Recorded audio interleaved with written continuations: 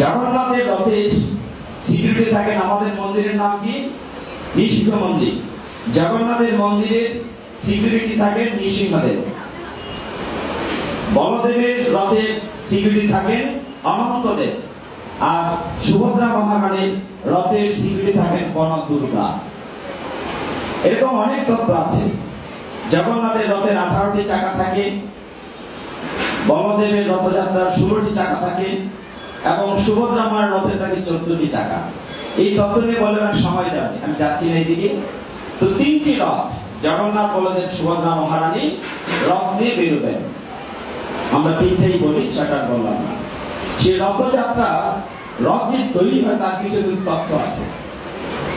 তখনকার সময়ে রাজা, পুরীর রাজা কি করতেন? বন থেকে কাঠ সংগ্রহ করতেন। এটা বিশেষ দিনে বৈশাখ মাসের পঞ্চমী পূর্ণিমাতে। তো সেই কাঠ সংগ্রহ করে তখন ইচ্ছে করলে তিনি স্বর্ণ দিয়ে তৈরি করতে পারতেন, সোনা দানার তো অভাব নাই রাজারা। কিন্তু কাঠ দিয়ে কেন করেছেন এই তত্ত্বটি এখনো আছে। কাঠ সংগ্রহ করে রথ তৈরি করা শুরু হয় একটি বিশেষ তিথিতে। বৈশাখ মাসে আপনারা জানেন অক্ষয়া তৃতীয়া বলে তিথি আছে। অক্ষয়া তৃতীয়া, সে অক্ষয় তৃতীয়ার দিন রথের কাঠে তৈরি করা হয়, শুরু করা হয়। শুনলে আরো অবাক হবেন, এত বড় রথ, এত বড় বড় চাকা, 6 ফিট 7 ফিট 8 ফিট উচ্চ চাকা, মানুষের সমান, এত বড় চাকা সহ এত বড় রথ তৈরি করা হয়। কিন্তু কোন রথেই কোন ধাতব জিনিস ব্যবহার করা হয় না, কোন লোহা বা পেরেক মারা হয় না। এত বড় রথ কিন্তু লোহা বা কাঠের পেরেক, শুধু কাঠের খিল, ওই যে কাঠের খিল ব্যবহার করে ওরকম করে রথ তৈরি করা হয়। শুরুতে যখন পুরীতে রাজা যাদেরকে দিয়ে অনন্ত মহারানার বংশধর বা যে সুতার বা মিস্ত্রিদের রথ তৈরি করতে শুরু করেছিলেন, তাদের বংশধররা, এই মিস্ত্রিদের বংশধররা এখনো রথ তৈরি করে, আর কেউ করে না। সেই কাঠের রথ কেন তৈরি করা হয়? যে বিশেষ কিছু নিয়ম আছে পুরীতে। যারা পুরীধামে গিয়েছেন, যখন জগন্নাথ বলদেবের রথযাত্রা শেষ হবে, মানে আগামী রবিবারে উল্টো রথে যখন ফিরে আসবে, আসার পরে রথের সমস্ত কাঠ নিলামে বিক্রি করা হয় পুরীতে। ফুল ফুল করে নিলামে বিক্রি করা হয়। অনেকে বলে যান তার ছেলে সন্তানকে যে বাবা আমি যদি মারা যাই তাহলে রথের কাঠ দিয়ে আমার যেন শেষ কৃত্যানুষ্ঠান করা হয়।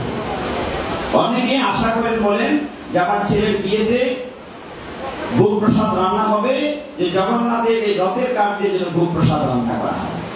এই কারণে যখন রথ ঘুরে আসে পুরীতে, এই জন্য লোহা দিয়ে, স্বর্ণ দিয়ে, কাঠ দিয়ে তৈরি হয়। এই সমস্ত কাঠ নিলামে বিক্রি হয়ে যায়, সাথে সাথে হুড় করে বিক্রি হয়ে যায়। আবার পরের বছর রথ তৈরি করা হয়। যে দেখেন এই যে চমৎকার কথাগুলো কেন বলছি, এর পেছনে কিছু তত্ত্ব আছে। শাস্ত্র বলছে, তো দার্শনিক কথা, মন দিয়ে খেয়াল করবেন। একটি সহজ কথাকে বলেনি। সহজ কথাটি হচ্ছে এই, শাস্ত্রের নির্দেশটি বলছে রথ হচ্ছে বামনং দৃষ্টা পুনর্জন্ম ন বিদ্যতে। অর্থাৎ রথের উপরে বামন রূপী ভগবান জগন্নাথকে দেখলে এই জ্বালাময় জগতে আর পুনর্জন্ম হয় না। তাহলে রথের উপরে শুধু যদি বামন রূপী ভগবানকে দর্শন করি, তাহলে আমাদের জ্বালাময় জগতে আর পুনর্জন্ম হবে না। এখন এই রথ বলতে ফিলোসফি বা দর্শন শাস্ত্র কি বলছে?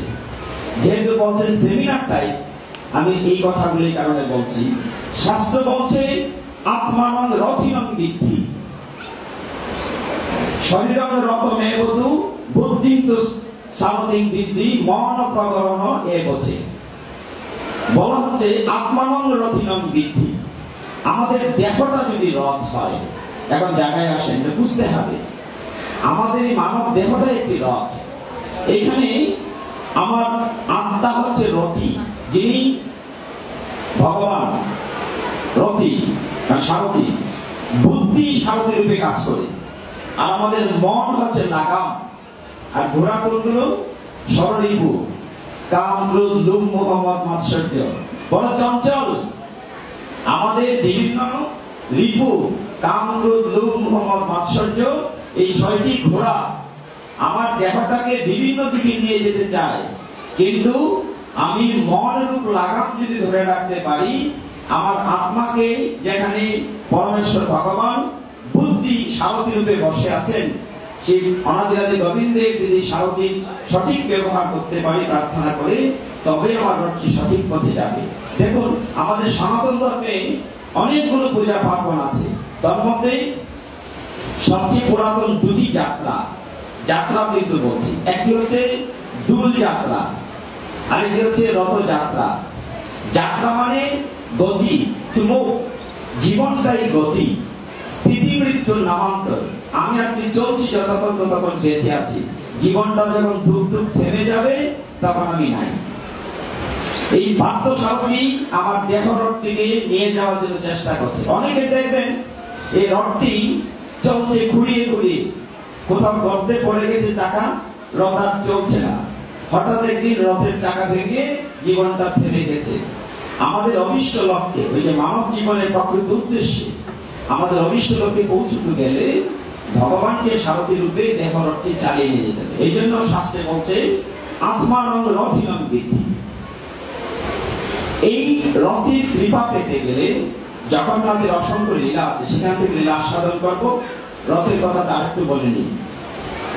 যখন এই রথ নামক দেহটি আমরা চালাতে চাই, যদি ভগবানের সাথে আমার সম্পর্ক থাকে, অনাদিরাদি গোবিন্দের সাথে সম্পর্ক থাকে, তবেই আমার রথটি সঠিক পথে গন্তব্যে পৌঁছায়, নতুবা পৌঁছাবে না।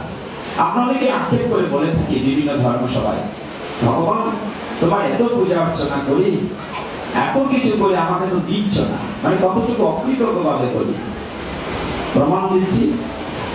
আমরা বলছি যে ভগবান তোমার এত পূজা অর্চনা করি, এত আরাধনা করি, আমাকে শান্তি দিচ্ছ না, সুখ দিচ্ছ না, এত কিছু করি, দুঃখ দূর করছো না, গরিবানা দূর করছো না, ধনী হচ্ছে না। একটু উল্টো ভাবে দেখুন, এই যে ফ্যানগুলো ঘুরছে, কারেন্টের লাইট জ্বলছে, তার জন্য বিল দেই মাস শেষে। আমাদের প্রত্যেকের বাসায় আছে বিল, নিশ্চয়ই দেয়। বিল না দিয়ে কি করবে? পিডিবি লাইন কেটে ফেলবে। পৌরসভাতে আমরা যারা থাকি, আমাদের অনেকের বাসাতে পৌরসভার জলের লাইন আছে। মাস শেষে প্রভু কত? 550 টাকা, মানে 550 টাকা বিল দিতে হয়। বিল না দিলে কি হবে? লাইন কেটে দেবে।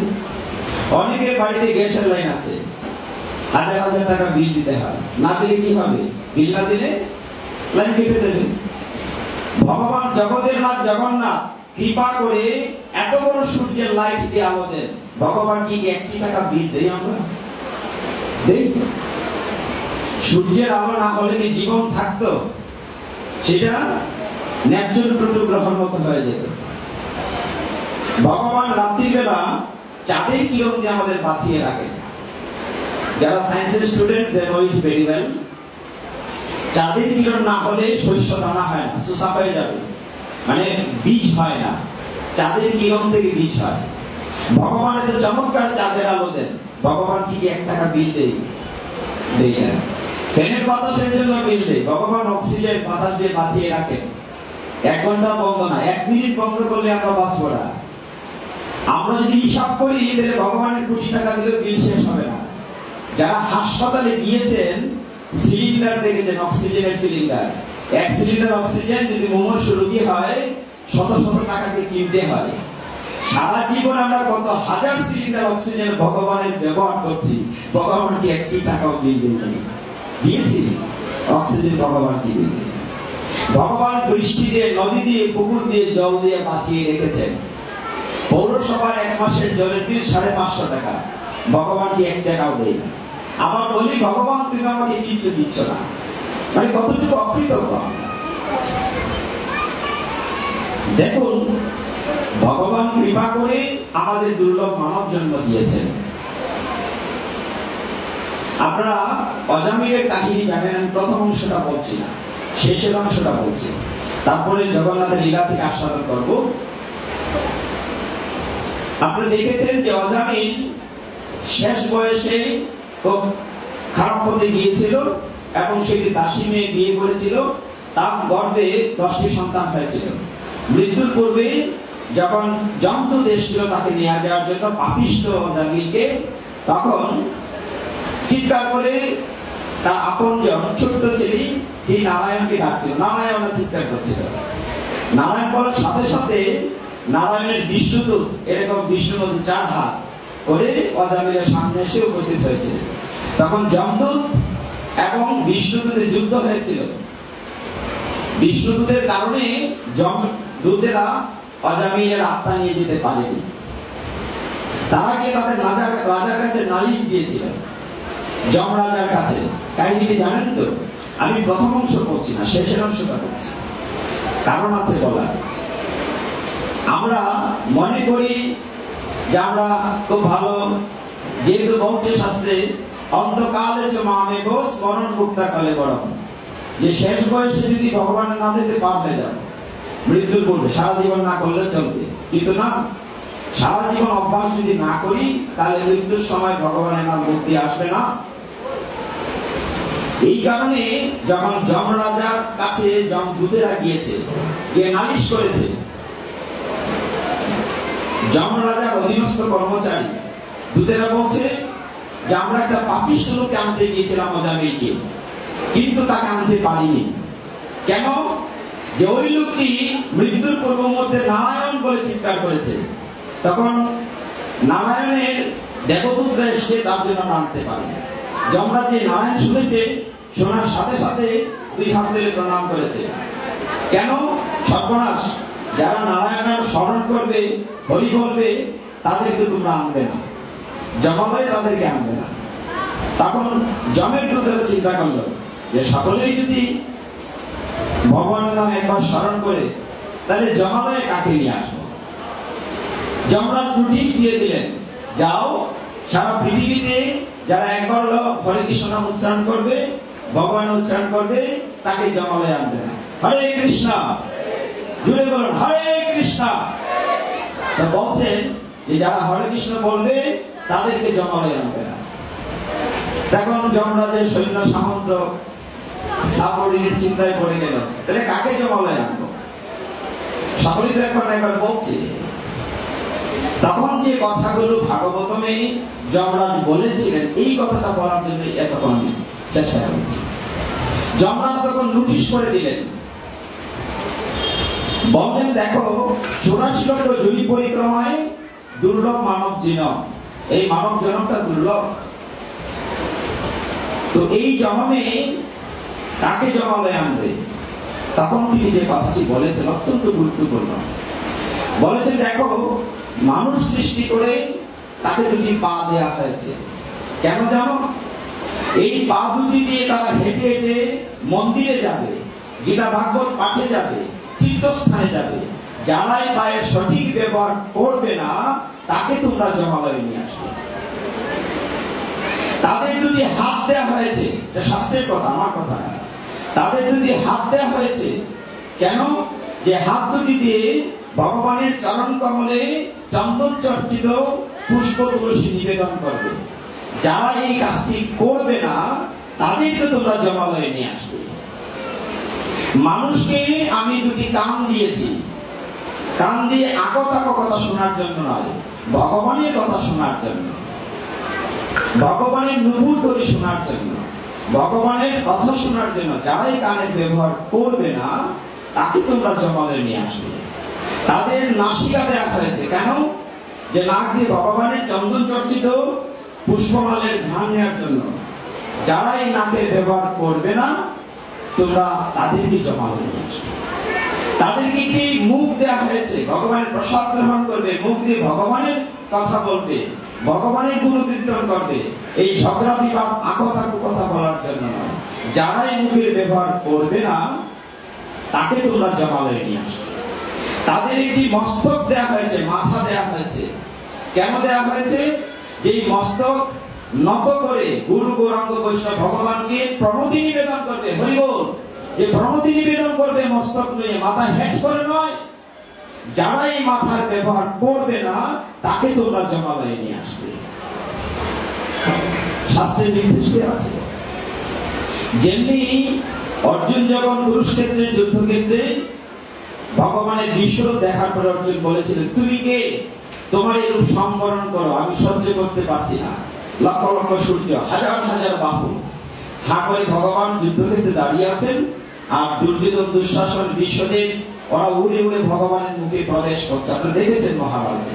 অর্জুন বলছেন তুমি কে, রূপ সম্বরণ করো, আমি সহ্য করতে পারছি না। অর্জুন তখন একটি সুন্দর স্তুতি গান গিয়েছিলেন। কি বলেছিলেন? তোমাদিদেব পুরুষ পুরাণ তমৈশ্য বিশ্বস্য পরম নিধানম বেদোসি বেদঞ্চ পরম চ ধাম তয়া তদ বিশ্ব অনন্ত রূপ। ভগবান তোমার অনন্ত রূপ, তুমি পুরাণের আদি পুরাণ, এত চমৎকার তোমার দেহ বলল, তুমি রূপ সম্বরণ করো, তুমি কে? প্রশ্ন করেছিলেন অর্জুন আমাদের পক্ষ হয়ে। ভগবান বলেছিলেন আমি কাল, আমি ভক্তদের সঙ্গ ভালোবাসি, আমি চাই ভক্তরা আমার কাছে আসুক, কিন্তু কেউ যদি আমার কাছে নাও আসে আমি সকলের কাছে যাই। দেখেন ভগবান কি বলছে, যে কেউ যদি আমার কাছে নাও আসে আমি সকলের কাছে যাই। সবাই বলে সময় নাই, ব্যবসা বাণিজ্য, চাকরি, টিভি সিরিয়াল দেখতে হবে, জি বাংলা না দেখলে ঘুম হয় না, সময় নাই। কিন্তু ভগবান কি বলছে, যে কেউ যদি আমার কাছে আসার সময় নাও পায় আমি সকলের কাছে যাব। তখন তার মৃত্যুর সময় কাল রূপে যাব, তখন বলতে পারবে না যে আমার সময়। সময়ের বিভাজনটা চমৎকার। এখানে কেউ ডাক্তার বাবুরা আছেন কিনা আমি জানি না, সময়ের একটি পরিসংখ্যান আছে, স্ট্যাটিস্টিক অফ দ্য টাইম। অনেকেই বলেন যে সময় নাই। আমি ব্যক্তিগতভাবে তো সরকারি চাকরি করি, অনেকেই জানেন সারাদিন চাকরি করি, তারপরে আপনাদেরকে বিরক্ত করি, তো সবকিছু সম্ভব। সময় নাই কথাটা ঠিক না। ডাক্তারবাবুর উদ্দেশ্যে বলি, ডাক্তারবাবু কি বলেন যে 8 ঘন্টা না ঘুমালে তো স্বাস্থ্য ভালো থাকে না। কমপক্ষে কয় ঘন্টা ঘুমোতে হবে? 8 ঘন্টা। এটাও তো কিছুই না। এখন স্ট্যাটিস্টিকটা খেয়াল করুন, কয় ঘন্টা একদিন প্রভু? 24 ঘন্টা একদিন। তাহলে 8 ঘন্টা মানে কি 1/3, 3 ভাগের 1 ভাগ, 3 8 24। 8 ঘন্টা ঘুমাতে হবে। ডাক্তারবাবু বলছেন স্বাস্থ্য ঠিক থাকবে না। 8 ঘন্টা হলে কিছুই না, কিন্তু তো জীবনকে চুপ করে।